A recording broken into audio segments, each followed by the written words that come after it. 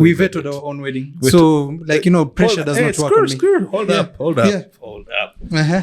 You missed your wedding. Yes. But your wedding was attended. Yes. So what was the ceremony about? She wants to remove her uterus because she doesn't want to deal with periods, for example. Okay, I'm here. Now I exist. My child, who does not exist, if they do not come into this test, they do not have the possibility of going to hell or heaven. Okay? So, and where they are right now is non-existent. They don't even know that they don't exist. That is a better place than coming into a test which there is a probability, you said 95%, let's put it at 50%, of burning forever in hell.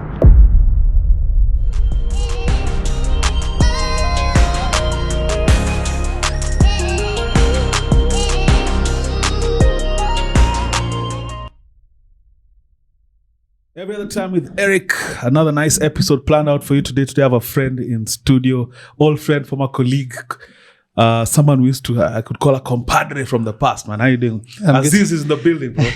How you doing, man? I'm good. Long time no see, man. How have you been? I'm good.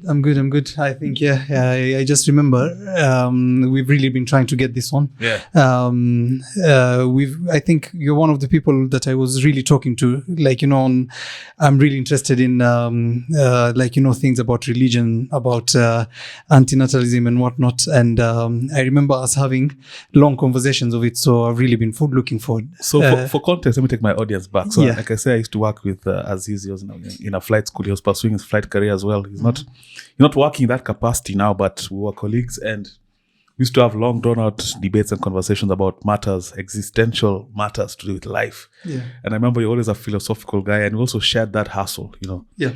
Hustle no matter what. We're always trying to just penya and get out into the world, man. Yeah. First of all, how are you doing, man? I'm good. I'm good. How is life? Life is good. Just in the capitalist system, trying to make enough money to not have to work. How is wife? Because I remember we got married around the same time. Yeah. How is wife? She's good. She's in Indonesia right now. She wanted to go with her friends to an Asian tour.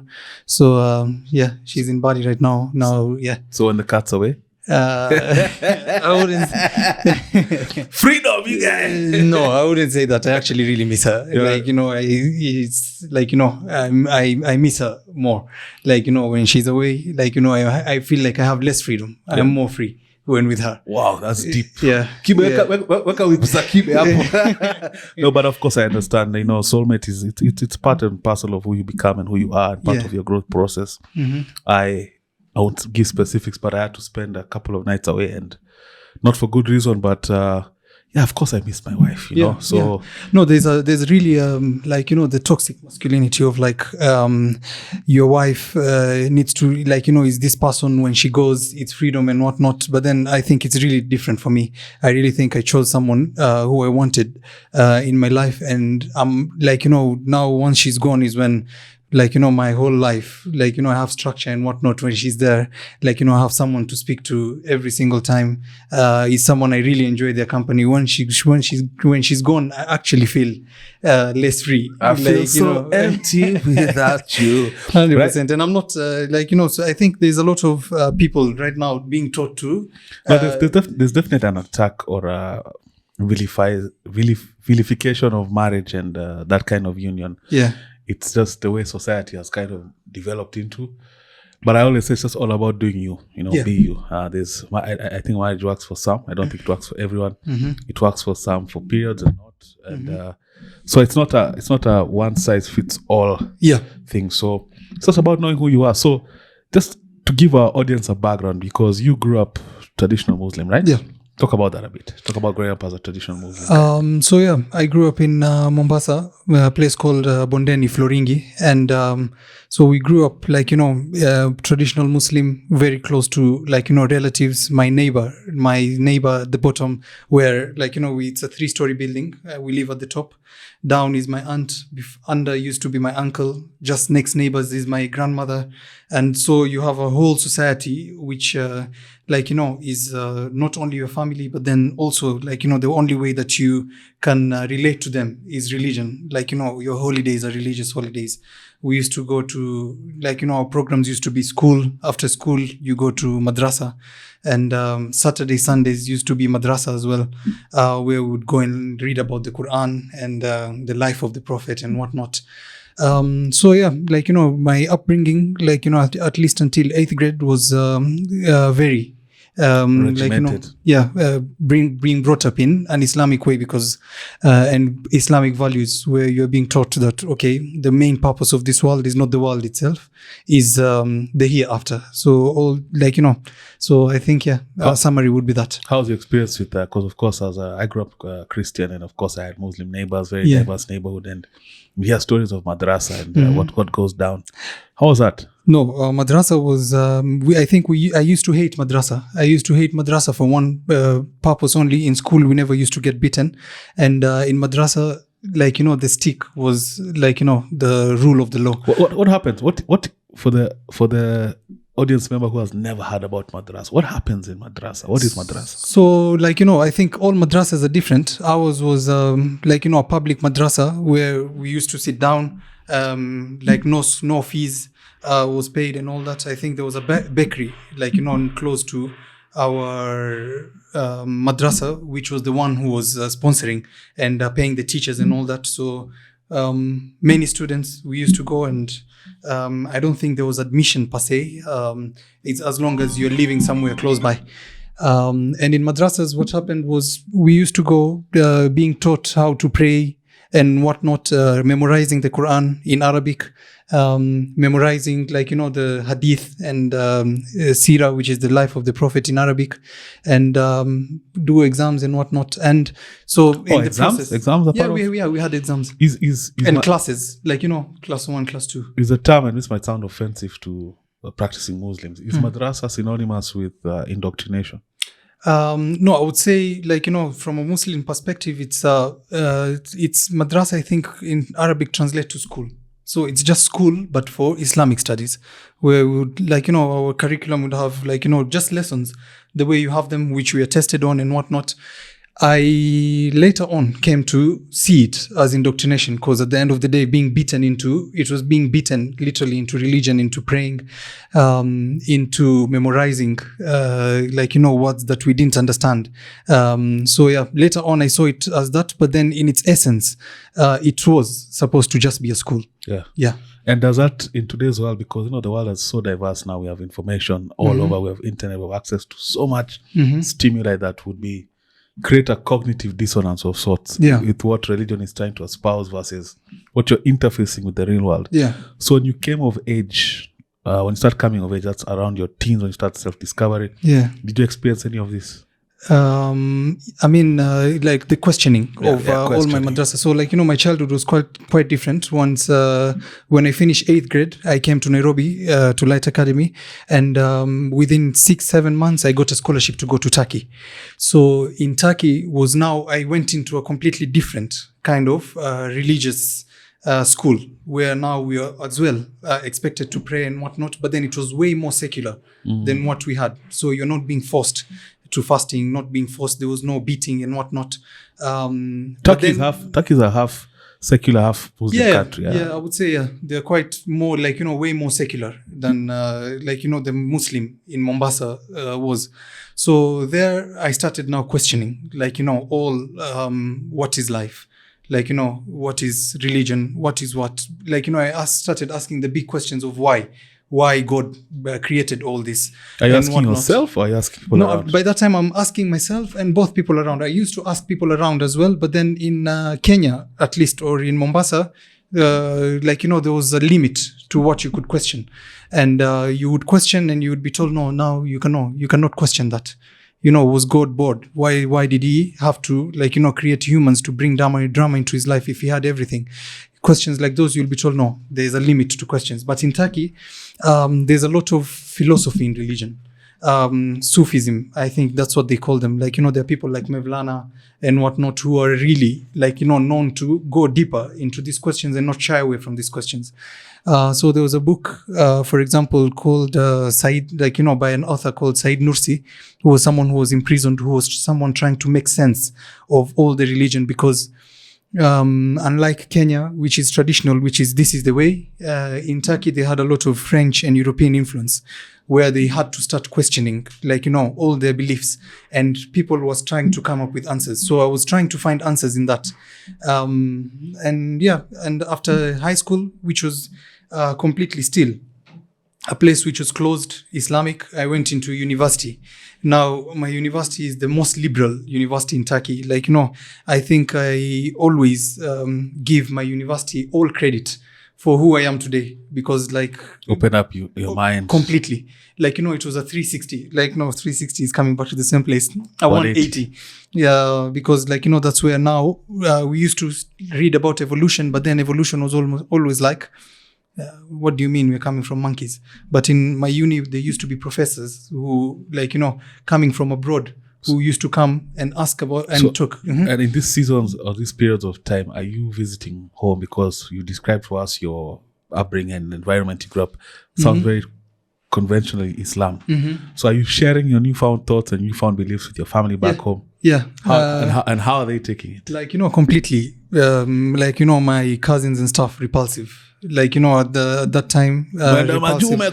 Yes, exactly. That's it. But then the change did not happen immediately, because you have to understand, in high school, I was still Muslim. I was still coming back, actually, making my cousins and whatnot, because as I was saying, we're growing up close by, making my cousins, go to the mosque, including, the last 10 days of Ramadan, you have to, there's a night of power, trying to get the night of power, because God says whatever you ask for in the night of power, in the last 10 days of Ramadan, I will give you. What you just have to do is pray at a certain specific time at night. So I used to be the one waking them up, at 3 a.m. Let's go pray. What are you asking for? By that time, it progressively changed. At a time, in the beginning, I was asking for, at least, for example, I was asking for scholarships. And that I actually got my scholarship after praying. In 8th grade, I was asking for, I want to unburden my parents from school fees and whatnot. Please make this happen. And so do you think that is your intent and the energy you put out to the universe attracting it back to you?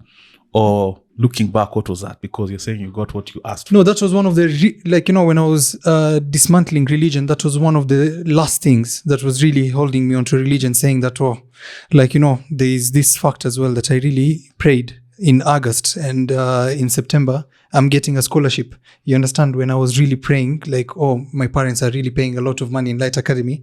Please, there is a chance for a scholarship. May I get this scholarship? And I get a scholarship in September. So it was one of the hardest. While leaving religion, you're like, okay, there is this as well. The reason I used the term indoctrination earlier was because I'll give my journey a bit. So I of course grew up Christian, and I kind of believe, but I move between. I have moments where I believe in God. I have moments where I question everything.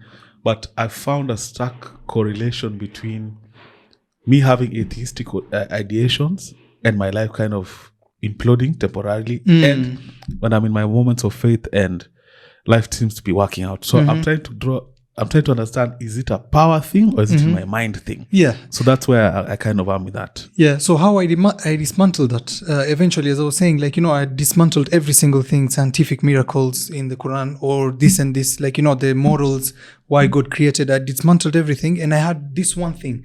How come I prayed and it actually happened? And that was something hard. But then now with exposure, once you go and I think at that time I had someone I was talking to who was a Coptic Christian from Egypt, a lady, and she as well had an experience of the parents praying for one of their kids who was on a deathbed, basically, and they came back. Now I go again, now you get exposed and you have a Hindu telling you the same story, of them praying and someone who is worshipping a sun Like, I had a friend from Brazil, Janaina, who was telling me, like, she worshipped Nigerian gods. Like, it was crazy knowing that a lot of slavery that went into, like, South America also went with the gods and the religion and practices. So she was a Brazilian lady, like, worshipping, I think Yemanja, or I don't know, I don't remember the goddess's name, but she had an experience of how, like, that was a prayer being answered. And then I realized, look, this all cannot be true. Only one God can be true. Like, you cannot have a Muslim God, like, who is being prayed to and giving you, like, an answer while another person is praying to a literal stone or to the sun and also having their prayers answered. So it must be something beyond. So does that remove prayer. the idea of now the individual religions and now espouse the wider idea of a creator of sorts? No, I think no. Like, and why not is because now all religion says, I am the one. Like, Allah cannot coexist with a stone. Allah cannot coexist with the sun. Like, you cannot say you're worshipping a sun and God is a creator is also, but you're also worshipping, like, a God that is denying this other God to be that. So later on, when you learn about manifestation and how you're kind of putting work into it and how, You attract. you attract, you attract, like, the laws of attraction, those ended up making more sense because if only one religion, like, which claims it's the only true one and all these other religions are false, was the ones that gets the prayers answered, that would have been George Carlin, like, the comedian has something where he says... We'll put that on the screen. Yeah. And I noticed something. I noticed that all the prayers I used to offer to God and all the prayers I now offer to Joe Pesci are being answered at about the same 50% rate. Half the time I get what I want, half the time I don't. Same as God, 50-50. Same as the four-leaf clover and the horseshoe, the wishing well and the rabbit's foot. Same as the mojo man. Same as the voodoo lady who tells you your fortune by squeezing the goat's testicles. It's all the same, 50-50. So just pick your superstition, sit back, make a wish, and enjoy yourself. That's one of the funniest guys who ever lived. Yeah, he says there was a time he started worshipping the sun, and he realized one thing, that his prayers were answered in the same probability as he was a Christian, 50-50. The 50 were not answered, 50 were answered. So, and that's when he realized, no, it's not really about what you pray to, it's just about you wanting, and some things will happen, some things will not. Yeah. So how old were you when you now completely made that crossover step? I think that's my second year of uni when I was reading about evolution. Now, when we were going into, like, we had a class trip in class 8 when we go to this evolution site in Kenya and whatnot. And I was one of the people making fun of, like, the instructor who was telling us this is what was being used. This is how we came from monkeys. And we had a professor, don't remember his name, that came from abroad for specifically just a seminar on evolution. And I was going there to debate against and say... To debunk the professor. To debunk the professor. And I remember, like, now, in university, you're being taught, every single thing you're being taught is evidence-based. Like, there's no theology of, like, oh, a God said. So it is this, it's like evidence-based. Okay, the world is, the earth is this amount of years old. How do we know? We have carbon dating, carbon half-life. You go and take, like, the carbon half-life and it can tell you how much this thing has been. Okay, so when we look at these bonds really exist. Okay, and we can see the progression.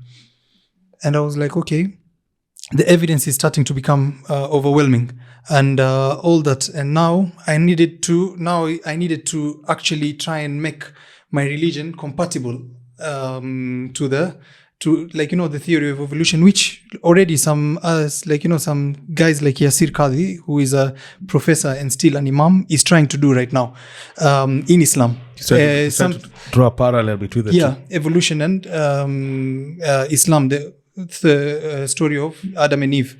And what I went to ask the professor was like, okay, so I think evolution did happen, but probably after the Noah's Ark. Noah took all the animals, all the species of animals, and evolution happened from there. So it does not contradict, that the Adam and I don't remember what he answered, but then it just made me go and look more and more deeper and deeper into it. And then I think by the second year of my uni, I had debunked so many things. Have you ever looked back since? Have you ever had moments in life where different stimuli, different things are happening in your life where you feel like you want to call on something that's bigger than you? No.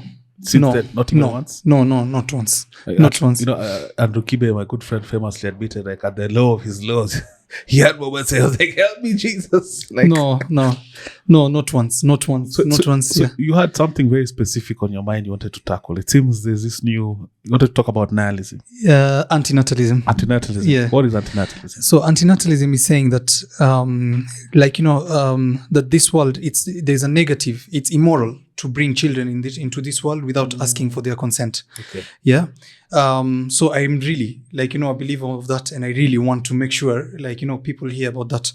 Anyway, so we're coming from religion. My antinatalism started when I was in religion. I said, why did God create all this? It's a test and all that. Okay, if it's a test, what are the chances of people going to hell? You're being told at the very least 50-50, but then more people will go to hell. No, based off the rules and regulations, I don't think it's 50-50. I think it's like 95-5. 95 being hell. Yeah. Because and I'm using Christianity as the base, and I'm using Islam also as the line of Islam as the base, because of course, according to the doctrine, you're saved. Okay, they do say you're saved. Once in Christianity, once you accepted Jesus as your Lord and Savior, you're saved by grace, not by deeds. Okay. So it's not necessarily what I did in my last moments that will get me. It's not the ticket. The ticket is the fact that I accepted Jesus as my Lord and Savior, and I did everything within my power to live Christ-likely. So that's the ticket. So just before we leave religion, do you consider yourself Christian? Yes, I do. You do? Yes, I do. So just to tackle, because my biggest, after crucified. Yeah.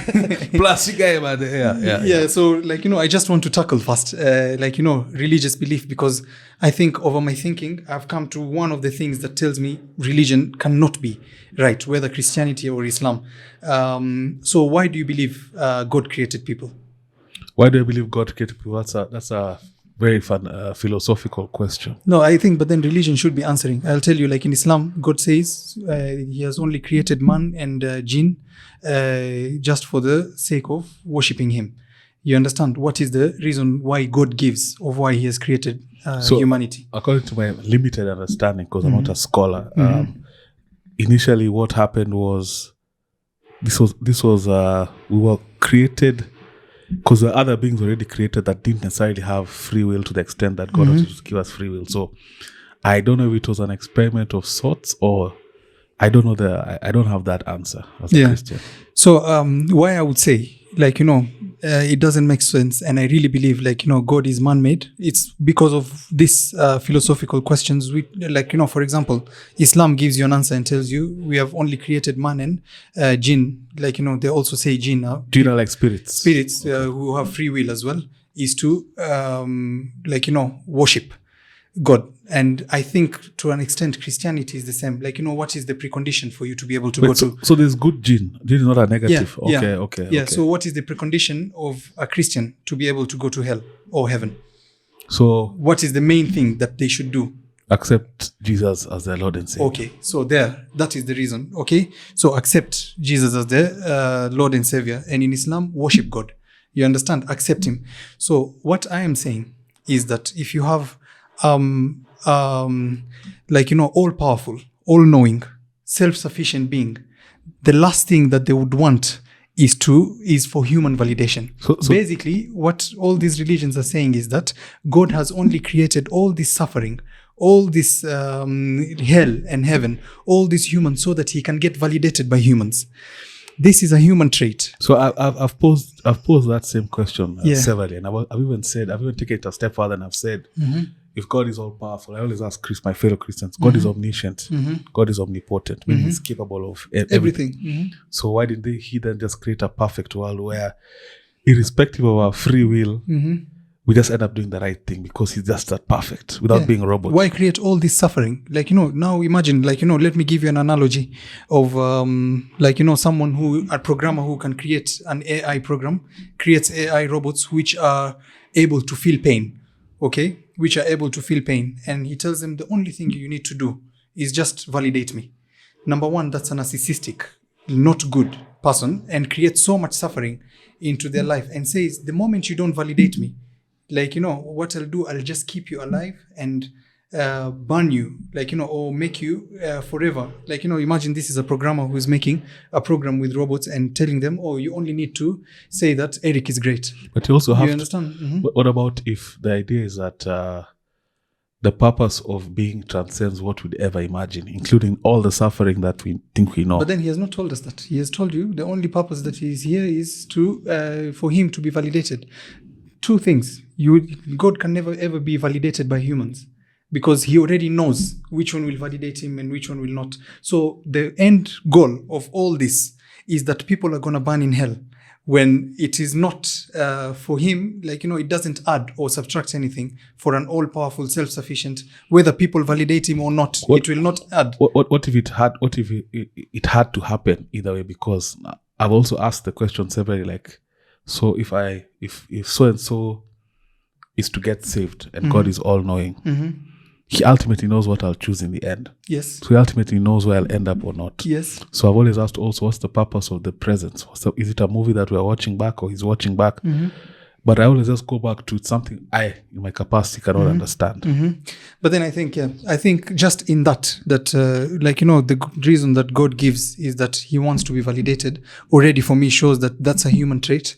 If you had everything today, like, you would not put people into suffering just for them to call you, Eric is great. If you're really great, you wouldn't have need. Are you sure you know me? No, that's the thing. No, Give me on the bar. No, if you're I'm for a joking, human, of for a course, human, of yes. course. For a human, Of course, yes. I'm joking. But then, if I'm imagining a good God, I would not imagine a good God who would make people suffer just because they did not validate him when he doesn't need the validation. Self-sufficiency means you don't need any validations from humans. That's why I really believe, like, humans have taken what they deem most important, which is human validation, and put it onto a God. So God, people have had atheists say several, man created God in his own image. Yes. So antinatalism, because also a principle in Christianity, I don't know if it's the same in Islam, where they say, be fruitful and multiply, fill the earth, and of course fill the earth in the context of a human being is to have children. Children, yes. So you're anti that completely. Yeah, so now I'm coming to that. Now when you realize, okay, I'm realizing that, like, I was, as I was saying, I was an anti-natalist while in Islam. I realized that, okay, what is God saying? God, by the way, in Islam is a bit different. God literally calls people stupid for, I think it's Surah Ahzab verse 72, where he says, he gave options to the mountains and the heavens and people were stupid to choose free will, and ignorant and arrogant, misguided is the word I think that is being used, to choose free will, because free will comes with a conditions and consequences of probably going to hell. Now, what I was saying was that, okay, I'm here. Now I exist. My child, who does not exist, if they do not come into this test, they do not have the possibility of going to hell or heaven. Okay? So, and where they are right now is non-existent. They don't even know that they don't exist. That is a better place than coming into a test which there is a probability, you said 95%, let's put it at 50%, of burning forever in hell. But there's something to be said about, one, we don't necessarily know that before coming here, people don't know they exist. Just from this state of being, we assume that. We also don't know for sure. Secondly, I think life is... I've been through some of the craziest tribulations in life. I still choose life. I like the experience. I like life experientially. No, let's say it from the religious perspective, and then now come to why, despite not being religious, I'm still anti-natalist. Okay. So in a religious perspective, like, the kid before being born has 0% chance of going to hell. You understand? Once you bring the kid without their consent into this test because you want, okay, you're bringing them into a probability, a 50% probability of burning forever. I don't know, how graphic Christian hell is, but then in Islam, it's God says he's gonna the skin and put the skin back, just keep you alive. Put hell on the screen right now. for eternity. For eternity. Eternal I don't, some people eternal are not damnation. able to, like, you know, really think about eternity. Like right now, 8 years, when you're thinking of, 8 years, you're not able to actually think, like, you know, how. So what I used to do is I tell people, because like I said, I've gone on, and because life is not this static state. I told you I move between different thought processes in my own choice of belief or unbelief. So I used to ask people, if you have to even imagine hell, just pull out a lighter and just start burning yourself. See how long you last. Now do that times forever, times the heat, times 1,000.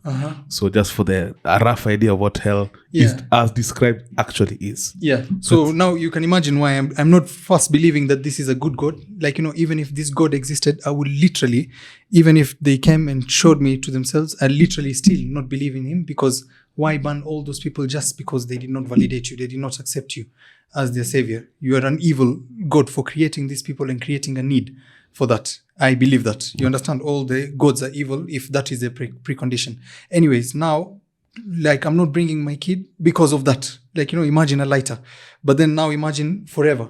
Imagine your skin. Like Islam says, your skin will burn off and it will come back again, just for God to continue torturing and torturing and torturing and torturing. Aren't you denying your kid the choice of experiencing life and choosing how he wants to live, he or she would want to live? No, I will come to that. But then now, this is what you're, like, you know, in Islam, like, you know, I was really saying, okay, there is that. There is a heaven as well, where, like, you know, okay, it's all honey and women and what, especially, like, you know, the Islamic heaven has nothing for the woman, has everything for the man. They say how many virgins? It's 72. If you die a martyr, that is. My good friend Ricky says, who in the right mind would want to deal with 72 virgins? Man? No, but then they're telling you, no, but.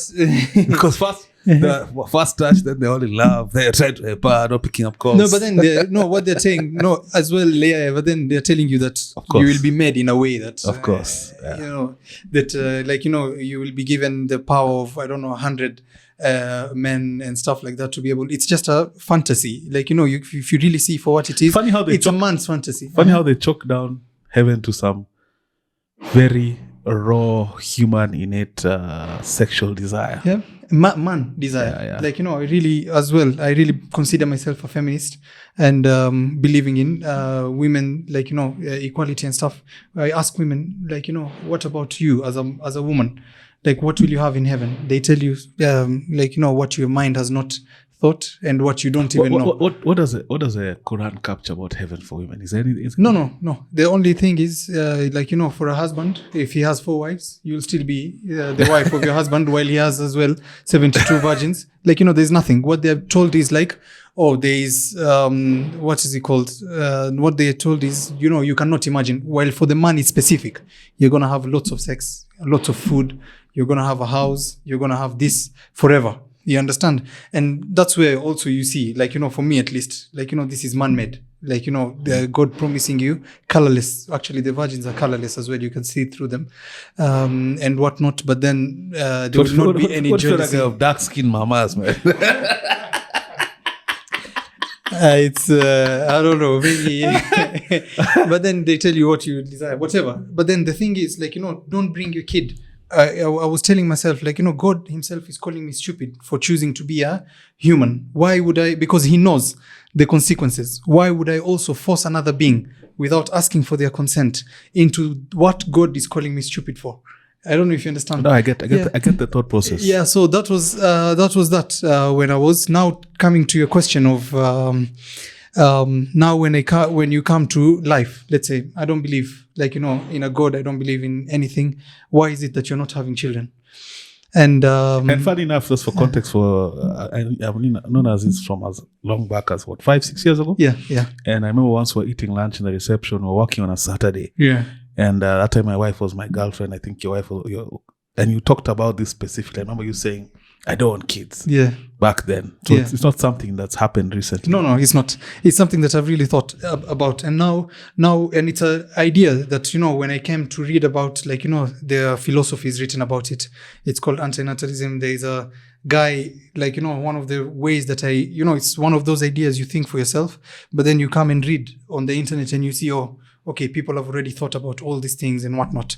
So, for example, when we come to antinatalism specifically, there's like, ISIS, they were breaking statues of people. Yes. And they were breaking a statue of this specific Arab philosopher called Al-Ma'ari.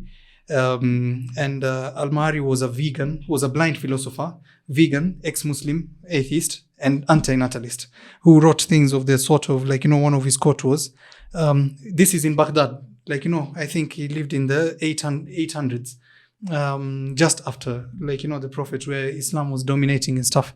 He wrote that, like, I have done one of the worst things that I have not done to my children is what my dad did onto me, was bringing me into this life.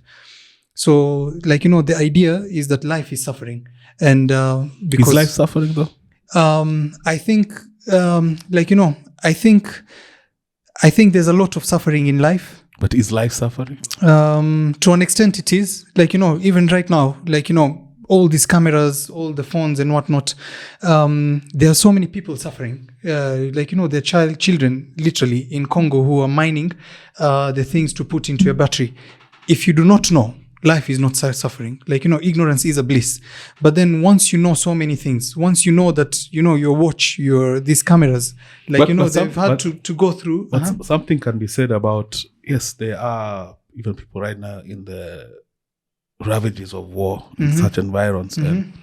But there's something to be said about how experientially, yes, you might look at that kid mining coltan and think he's just suffering morning, noon, and night. But if you intricately probably knew him, there's still probably moments of him enjoying life. No, they within that. No, yeah, they may be. Yeah, at the end of the day, people have to adapt. We've seen famously kids playing in places like Gaza, Sudan, all the places that war is happening. I mean, there's still moments of normal humanity. It's not just suffering from top to bottom. And then, of course, there's the whole other side of the world where people are just leading normal lives.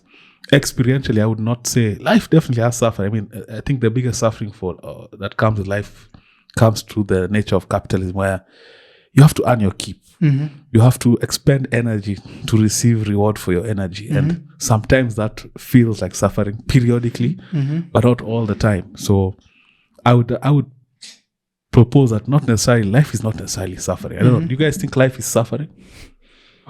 Half and half, 50-50. 75. Yeah. 75 being suffering.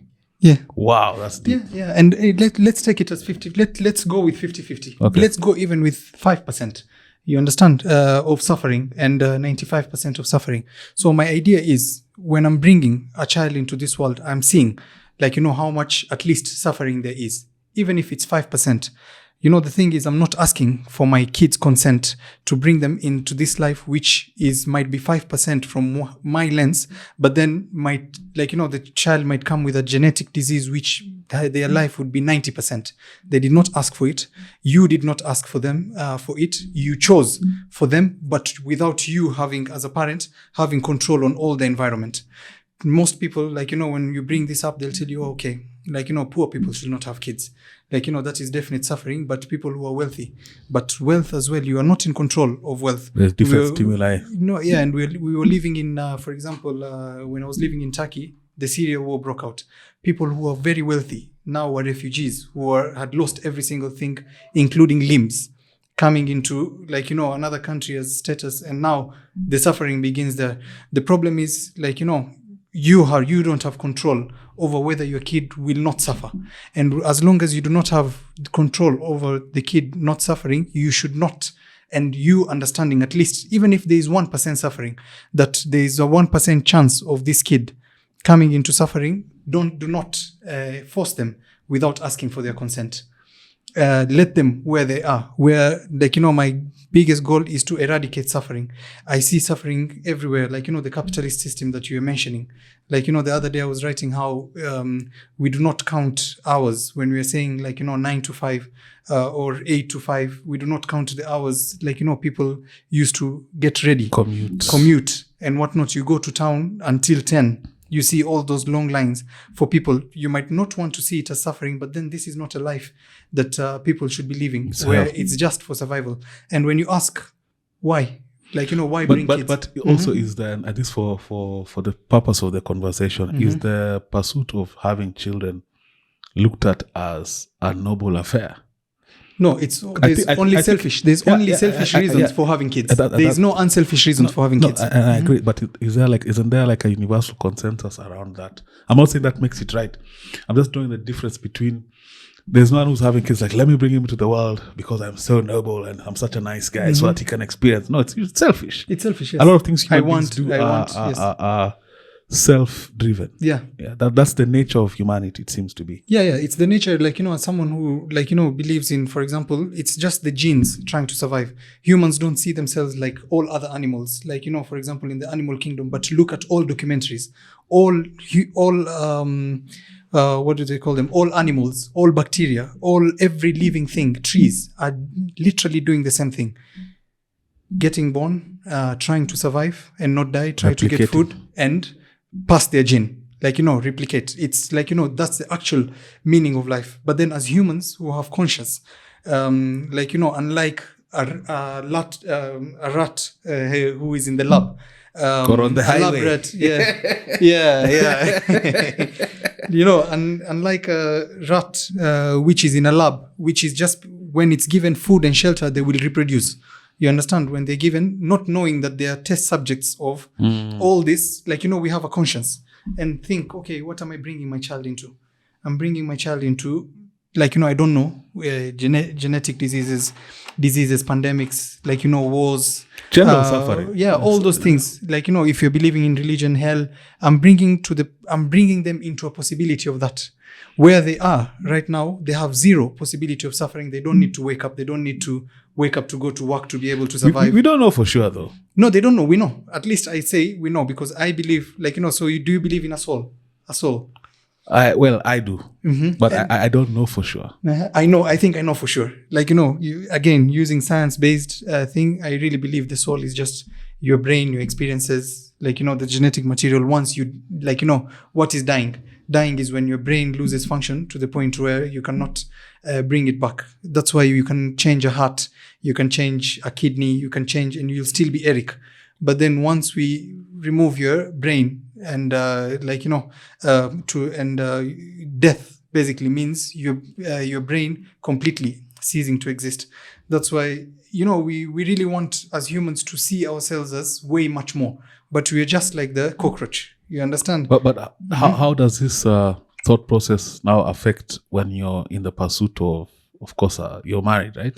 So I'm sure that was like a very, the way people say, one of my red flags, So how early in your pursuit of women, when you are still dating, when you're still in the dating pool, was that like? It's the first thing. It's the first thing I would tell. I'm not bringing children, and these are my reasons. I don't want kids. No, I don't want kids. That's it. You understand? Let's take it from there. And what percentile would you say how was that received for the most part? I think you can smash, but hey. No, I think many people know. Yeah. No, having kids, let's try and enjoy life as much as we can. We don't have control over whether, anything, an accident can happen where now you're wheelchair bound, where you have to, you'll still have to look for happiness, even in that, but you'll understand that it will be harder, maybe, for example, to be, with how the world is structured in that case than right now. You understand? So are these grounds for, because you're already married, and I'm assuming your wife also shares the same beliefs. Yeah. So are these grounds for like a divorce, let's say? Because like I say, human beings, the way I was 15 years is not the same way I am now. People change. People have different moments and different philosophies change over time. Yeah. So what if she tricked you? No, she wants to remove her uterus because she doesn't want to deal with periods, for example. I also, I'm thinking immediately to get a, vasectomy. I just haven't got enough time because of work. Once I'm, quit my job, I have enough time to be able to rest. Have you any apprehensive? Because I remember when we were still colleagues, I remember I called your bluff on the vasectomy thing. Yeah. But it's been 6 years, man. Yeah, no, it's been.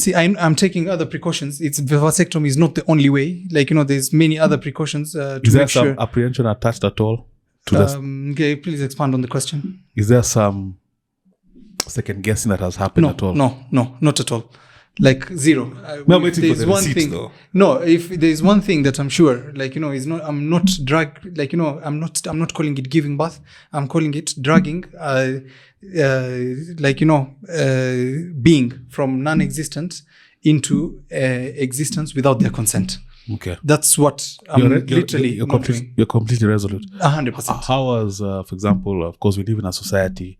If you're able to walk away from Islam as a Muslim, I know that was a tough one because I know I have friends also in fact, female friends who've had to take that about turn, and it's not easy in terms of how they're received. No, or it's how not. Sometimes they're shunned. It's actually punishable by death. If we were living in an Islamic society, They can declare it's fatwa. Or no, if we are living in a caliphate, me living Islam and publicly saying it, I would be given 3 days to take it back.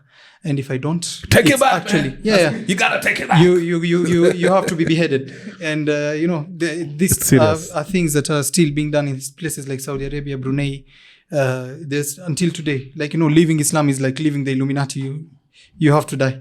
Are you a member of the Illuminati? No. Okay. Also, Illuminati is really mystified, but course, how it started. You know the history of how it started. Bavaria and all that. back then. Yeah. It's a whole thing. But I want to talk about the societal elements because you're definitely not a conventional dude. Yeah. Your path is not conventional, which is commendable. I mean, it's brave to take such stances and live by them and hold true to them. So, like now, when you're on a discuss with family, because your wife, I'm assuming, also has a family. Yeah. And there's that universal societal pressure that you guys are married, so you have kids, So how have you navigated that? We didn't go to our own wedding. I don't know how to explain. We had a wedding that was for us and we chose not to go, both of us, at the last minute, mainly because, it was all about the eyes of the people, all, that there are 500, we were promised 70 people will be coming. And then we checked, it was 550 plus, I don't know how many men and kids. And we said, we're not coming to the wedding. My parents told me, okay, if you don't come, there'll be consequences and stuff. I said, yeah, okay, make the consequences. They'll say they'll still go on ahead with the wedding without us. So they did the wedding. They did the wedding without us. So we vetoed our own wedding. Pressure does not work on me. Hold up. You missed your wedding. Yes. But your wedding was attended. Yes. So what was the ceremony about? We asked them the same question. Guys took photos. Yeah, guys took photos. There were people. Yes. Money was spent. Did you spend money on it? No, that's the thing. Like I said, I'm not spending money on making people I don't even know, happy on food and this and that. 500 people. I don't know 500 people. 500 people. It's all, that's why I'm getting my human validation. It's all about, weddings. I normally say weddings, funerals, birthdays. They're not about the people who are getting married. The funerals are not about the people dying. It's all about the people who are coming to, feel good about themselves and whatnot. They are not literally, not about the people. Funerals are not it's about all these people coming to show that, oh yeah, we cared about this dude and whatnot. But then, don't you think two things can be true? Of course, I think it's more on the other side. Hear me out. There's an element, of course, of showmanship with the weddings. I feel like that's changing generationally. I feel like the more generations come to be, less about the showmanship, more about the relationship. Our parents' generation, I feel, lived for each other. They made very serious decisions in life, but based on societal lenses or pressure. But there is something to say about, I had a very small wedding, intimate wedding, and I didn't mind my brothers there celebrating me because these are my homies. I grew up with them, my close friends. It was nice. I enjoyed that element. When it comes to a funeral setup, there is something to be said about mourning someone you intricately loved as a family together. Now, and that's what I'm saying. There's two elements, of course, but to the extent that they did attend your wedding without you guys there, that's wild. When I'm talking about your wedding, anyone who was there for you guys, then definitely. Anyone who went for that wedding without you guys, then definitely was not there for you guys. No, and that was like for me, I always used to think that, and that was for me, stamped that, because what I told my parents is okay, this thing, we never wanted a wedding to begin with, me and my wife and I. I don't believe, in weddings, bringing people to see you, joining a union. It should just be between me and you. I don't even, believe in the thing of, you need to have a paper for you to have stamped that. So do you have a marriage certificate? I do. Just because, for legal, for her to get, the residence and whatnot. But then otherwise. The system is, in that regard, that's where the people who control the system made sure it's there. Yeah. Because there are certain things for you to benefit from, you have to kind of have that piece of paper. Yeah. They're the chairs that's for Yeah, sure. yeah. But now let me ask you, because I want to explore this family dynamic. So Okay. where do you guys stand right now? Because they said there'll be consequences. What are the consequences? No, so the consequences were my parents really went off me fast. They did not think that we will not attend. We did not want, again, a wedding. They really forced us. Not forced us, but then I would say, almost my mom was coming to a point where she's crying and saying, oh, please, let us do a wedding. My dad was against it. Because they were saying, okay, we've already signed the papers, so what is the point of all this? I do not want. What is the point of spending money to come and show people? And Mombasa is a completely, I think I need a whole different podcast on the dynamics of Mombasa. As interesting as you are, you're definitely gonna be coming back. Yeah. So are you cut off right now? Yeah. Because right after the wedding, my parents immediately said, my dad wished now that bad things happen to me and stuff like that. My mom said, you have brought shame on our family. Yes. May there not be honor in your life. And all that I was telling them on the, when the wedding was going on was listen, okay, right now there are so many things that we are not on the same page. Let's just tell people. If it's about people, let's just tell them, something has happened, but everything is okay. We'll postpone or something. But I explored that thought process because my background. I don't necessarily have to say it, and how my marriage kind of ended up being different cultures, yada yada. But now at some point when there are threats of severing ties, I'm how can you cut someone off that you purport to love, and that's on the premise of something so for other people flimsy and more about what watasema nini, and you're willing to cut this person off. Yes. Yeah. So it's a very there's a cognitive dissonance there that doesn't add up. Yeah. And what about your wife? What about her family? No, I think her family was really more open in terms of that. We had actually called, the way we got married is we had called our parents to come and meet each other, and they said, yeah, if you guys have already decided to get married, why not just do it now? And we did a mosque on. Her father did not ask for any money. He asked for 2,000 shillings. Because money is not really, I think it's people who understand that money is not, everything and whatnot. But there's no pressure. And also come. My parents knew before I got married that I was antinatalist, that I don't want to bring kids to this world. So there was nothing like pressure. If, I did not attend my wedding, which my parents thought now was something that brought shame onto them and stuff. They didn't have to do it, but they cannot pressure me into having kids. I think 64 episodes in, or 67 episodes in, however many, I've interviewed all manner of people, politicians, guys who've killed people. Yeah. I think the most gangster thing I've ever had is not attending your own wedding. Man. Yeah, and when we were actually in Mombasa, and the wedding was held in Mombasa, and we were actually there. Me and my wife and I actually just passed through to see the setup and all that, and say, "Oh, these people are really going with it," without them in a tinted car. And we said, "Okay." Oh my God! Yeah, because but the older I get, and these are questions I had as a young person. Yeah. Of course, now that I'm older, when you realize people are living for other people, it's a very strange phenomenon. And sometimes you also have to catch yourself. Am I making decisions because of me, or am I making decisions because of other people in society? Yeah, and society wants to beat you up if you don't conform. Look at the likes of what happens to the people in the world who didn't refuse to the Andrew Tates, the Andrew Kibe. So it also behooves you to work harder to make sure that you're not in need of these people. Because the moment you're under, you still need some of their care, you have to abide by their rules. So what I told my parents was, even if, because what they did now was because I did not agree to go into a wedding, which would have completely messed up my life. Financially, and also my relationship with my wife, because every single thing that they had promised, 70 people, we looked 800 people. Oh, there will not be this and this. Oh, now there will be this. We are going to take care of this. Now I'm the one who's been asked to pay and all that. So we really saw that, okay, it's not for us, but then we are still being forced to go into it. And only because of this, my father, and to the point where they were telling my siblings, even if you are next to these people, I also hope bad things happen to you, to my siblings, that is.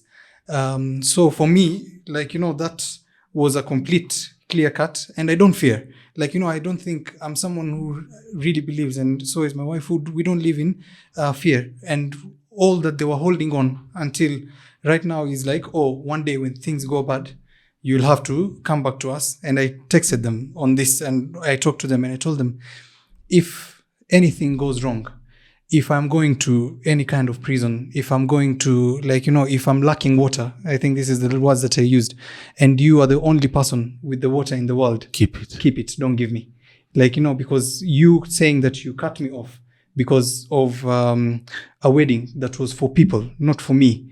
And to the point where you're wishing bad things happen, whether death, they did not disclose, whether it's death, whether it's, accidents, whether it's this and this. For me, that was a red line. I would never come for you for help. Even if I'm limping and I'm dying of thirst, and you're the one with the last bottle of water, don't give me. Just pour it in front of me, and I will never come to beg you. I'd rather die. What about, because parents are a unique thing, because parents like to enforce control. Mm-hmm. I met you in Malindi many years back. The time I proposed to my wife. I met your brother. He just finished school. You guys had such a deep bond. Yeah. How are they taking this? Because siblings are more rational, I'd say. Yeah, I think, we had my siblings, the dynamic started becoming different because they had to play our side, but also their side. All we were telling them is, at the end of the day, right now, what my parents are expecting is, okay, we are saying we don't care about people and what people think, but care about us because we care about people. So in essence, you're caring about people through them. I say, try and break this. Try and talk to your parents and really tell them that my relationship with you as parents should not mean, because what will happen is that they will force you into things that you do not want. Get married to people you do not want. Career paths. How many people do we know right now, friends, family, confidants, whatever, who are in careers that they did not choose to please their parents, and now they're in shit? Yeah. And for our family, it's crazy. As I'm telling you, we're living, all these eyes are not eyes on social media or what. I see my auntie every single day. I go down the stairs and she's seeing you. And your mom is telling you, you might not care about your aunt things, but then I care. So, and if you care about me, care about that. And I'm telling you, don't care about that. So let's double back to the conversation we started with and extrapolate this same dynamic in terms of now wider context. Because, like we said, each religion espouses that it's the right one. Mm-hmm. There's no a real Islamists look at Christians like, wow, Paul, you guys are going to help. Yeah. Christians look at it, Muslims like, wow, Amate, you guys are going to help. Mm-hmm. Buddhists, all these different doctrine look at the other like, wow, man, I'm so sorry for you. But now let's extrapolate the idea of groupthink on a billion people level, man.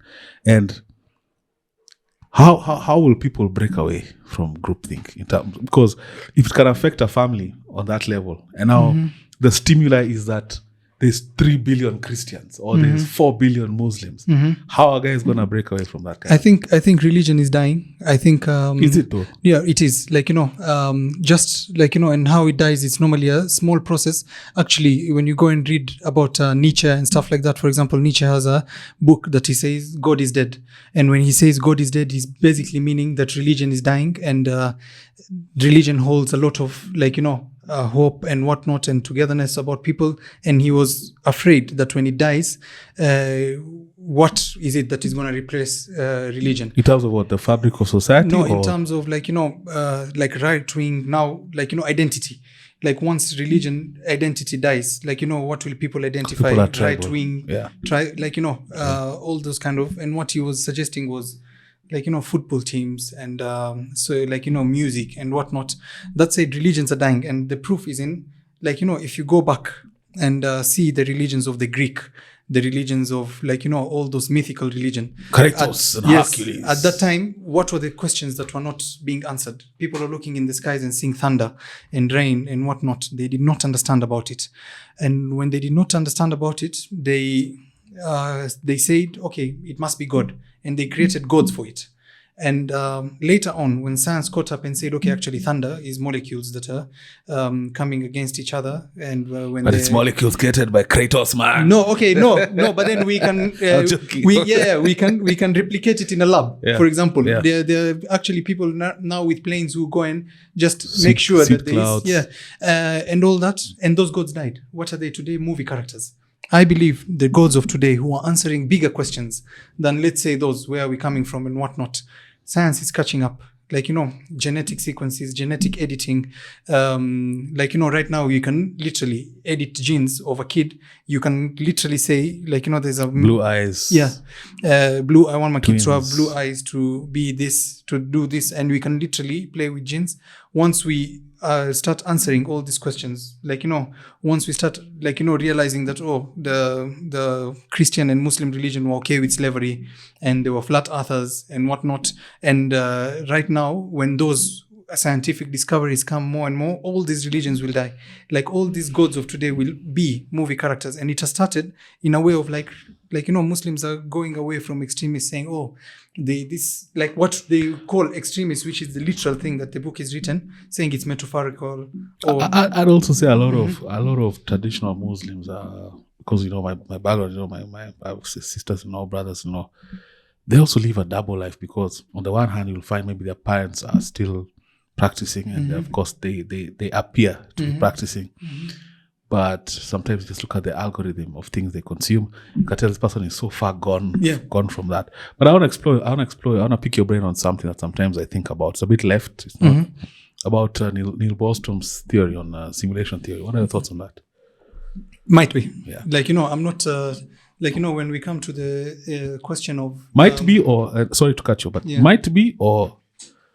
Me, I say it cannot be proved otherwise.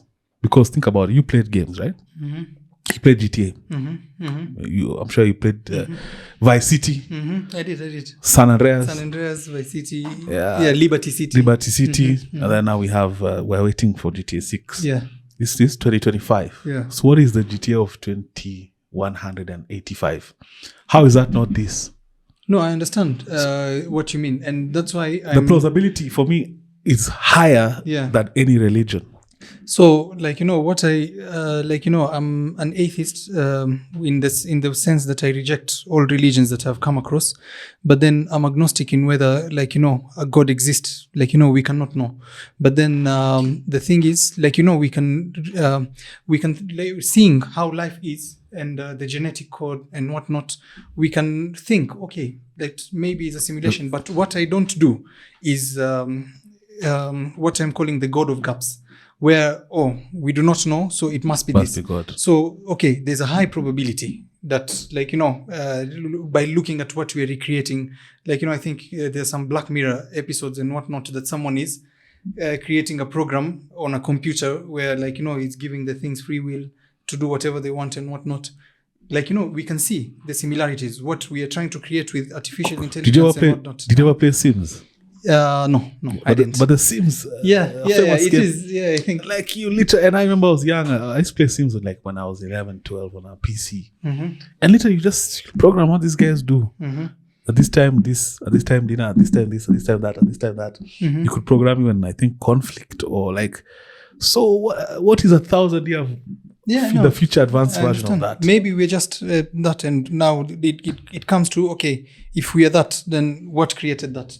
And if whatever created that, and now that's where the Muslims come and say, there's something called a contingency thing where you can only go further back, and they need to be somewhere where it begins.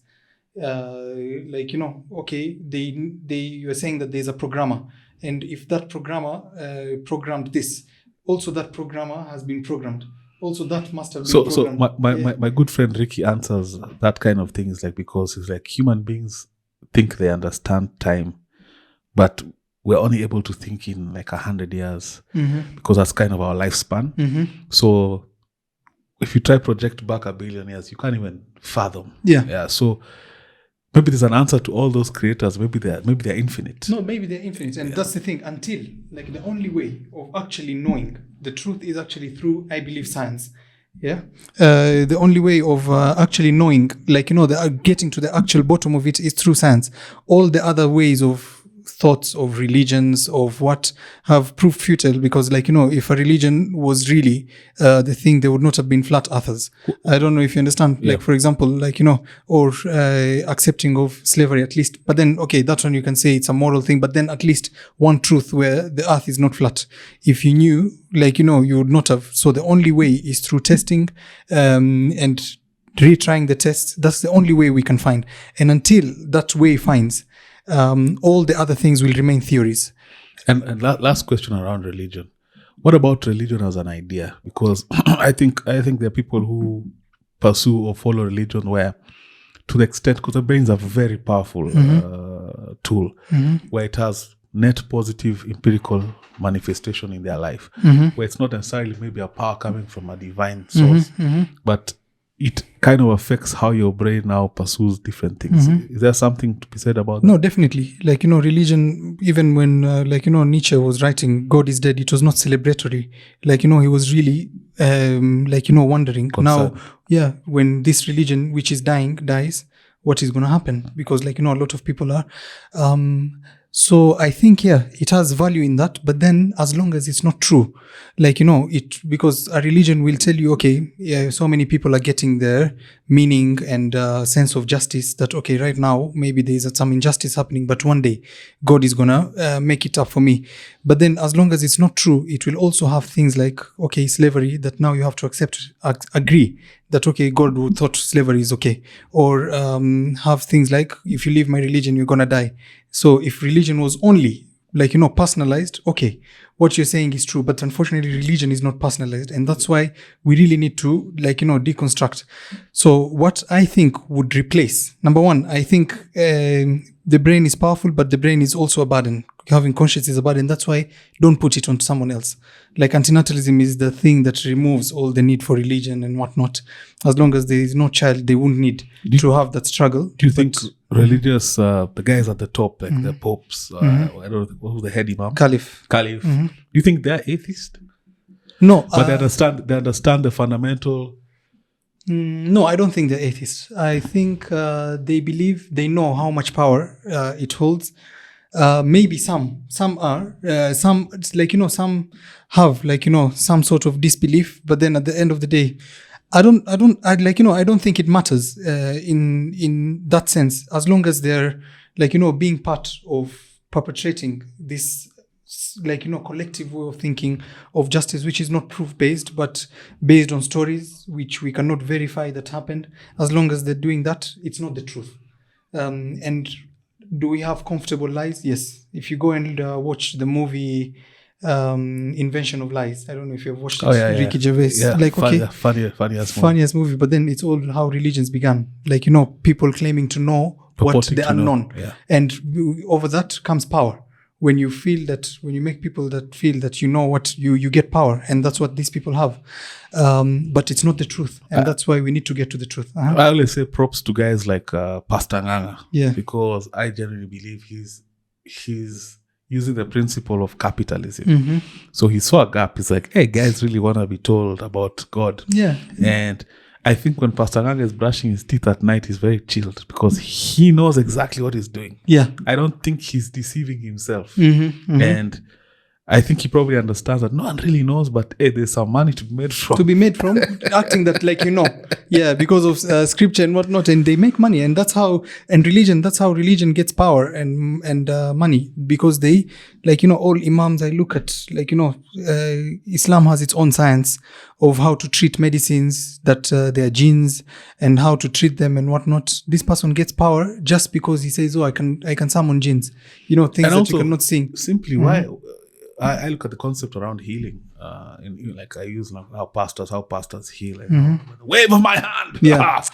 Why aren't you doing this in hospitals? Why are you not doing it? Why don't you spend day in, day out at the hospital? No, and humanity, and see, that's the cognitive dissonance where the brain is so powerful. What you believe, and of course, because it starts young, indoctrinated. There's so much stimuli telling you that, bro, this is not necessarily true, but you can't help but believe. But in parting, I always say as we land the plane, man, I think this one will been one of my most interesting conversations, man. I'd like you to come back to explore There's a lot of different existential stuff about the world. Yeah. But in parting, what would you like to tell my fans? Because I'm sure they really enjoyed that one, man. Like, I think, really think about when you're about to bring a child into this world. Don't just think, oh, I'm bringing a baby to take care of. Just understand that this is a human that you're bringing, that will need to look for jobs, will need to survive this world. And just look at the state of the world right now, joblessness, even people who have jobs just making it, the rising cases of depression, the rape, the wars, understand that, we are also under a lot of pressure. As humans, we are putting a lot of pressure on resources which are limited. There's climate change that is about to come, and all that. Read about all these things and know exactly that, take responsibility that you bringing a life into this is not just you bringing a baby or a doll to take care of. You're bringing someone who will need to survive into a world that is way much more competitive than, boomers. We always talk about how boomers, we owned with $20 used to buy houses and stuff like that. It's not the case. We're in a deeply rotten capitalistic system that is really the noose is getting tighter and removing all humanity out of humans. People are working 7 to 7, 10 to 10, having to wake up again and again. Where the kid is right now is in an eternal sleep of peace. Don't force that existence into this existence just for only selfish reasons. There's no other reasons for bringing a child apart from all reasons are selfish. I won't add anything to that. I think that was fantastically said. Ladies and gentlemen, that was Aziz, our resident philosopher on the show. Thank you so much for making time. Okay. Thank you so much for... Thank you for hosting me. And I hope, to come back. I think I really enjoyed, I think there's many things, because, if I don't believe in what keeps me alive, what's my meaning of life and all that, we have a lot of things I'd love to explore. Into. Because, mostly, when religion ends, now what keeps you alive? What's your meaning life of life? starts, they say. You understand? Yeah. And I want to go on to absurdism and all those kind of things. Thank you so much. That was wonderful. I really enjoyed that. I really did. Nice, organic, deep conversation. Ladies and gentlemen, if you haven't subscribed to Every Time with Eric, please do subscribe. I don't know if you want to share I think that's it. Okay. I think, let's save all the other stuff for another time. And that's a wrap. Thank you so much for watching. It's a wrap.